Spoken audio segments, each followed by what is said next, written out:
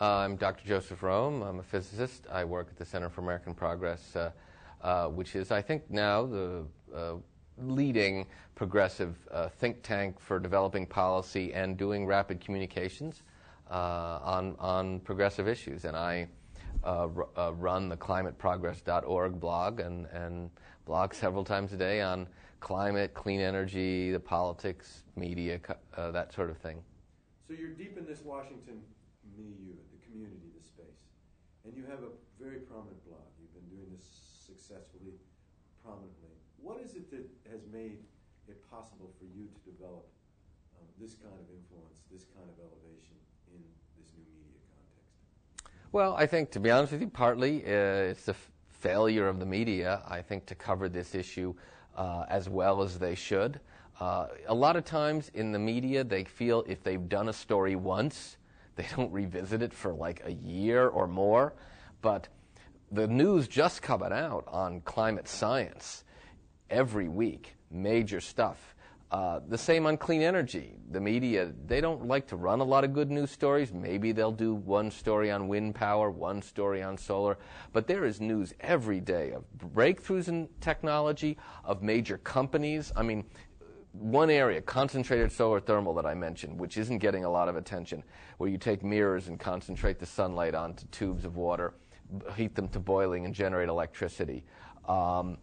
We've had Lockheed Martin enter this space, Bechtel enter this space, Google is investing millions to develop new technology. This is an explosive form of energy, and you just don't hear a lot about it. So I think the old media, they've been letting go their science and environment reporters. They've been focusing on personality and drama-driven stories. And I think what I perceive is that there is a large public out there hungry for the truth, the facts, and solid analysis. The media, I don't think there are some very good reporters, but by and large, they don't have the time or the inclination or the ability to do detailed analyses with links to original studies. I mean, how many times you go to a website about a newspaper story on a study, and they don't even have the link to the original study? What I try very hard to do is have the links to the primary sources and just make it a one-stop place that people can go to stay informed. And so I have a lot of readers now who it's the primary place they go. And are you planning to expand the staff of people that are working with you on Climate Progress? Well, right now it's mostly me. I blog 4 or 5 times a day. I do repost some very good pieces by other people, sometimes by Bill McKibben, who runs 350.org, and some of the people associated with the Center for American Progress, Think Progress, do some first-rate reporting. And we have some support staff, which has been helping me. I do a news roundup every day. I don't know if I'm going to add, I might add like a half-time staff to help me do. But, frankly, I think that there is more than enough for most people to read every day. I try to do a clean energy story, a story on the science, keep track of what's going on inside the Washington, D.C. Beltway on the politics, and then do a lot of media criticism because, frankly, the media, well, let me put it this way.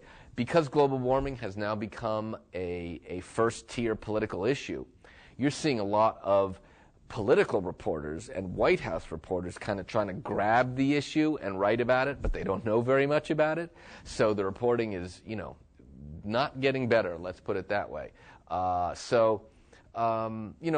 think that my goal is to, in that vast sea of information out there, here's what you need to know, here's what's important, and here's some analysis of how you should look at some of these issues.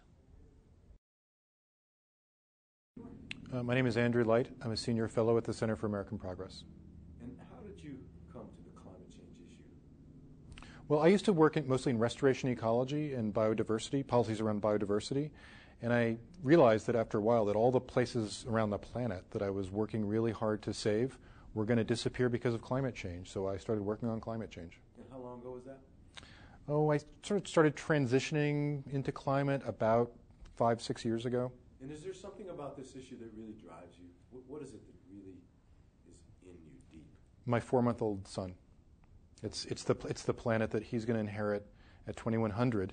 He'll be 91 then, I hope, and I hope it's habitable, and I hope that he will have a family of his own, and I hope that they will live in a planet that can support them and the other species that they share it with. It's really the obligations to our future generations, and it's my new baby that sort of brings it home the most.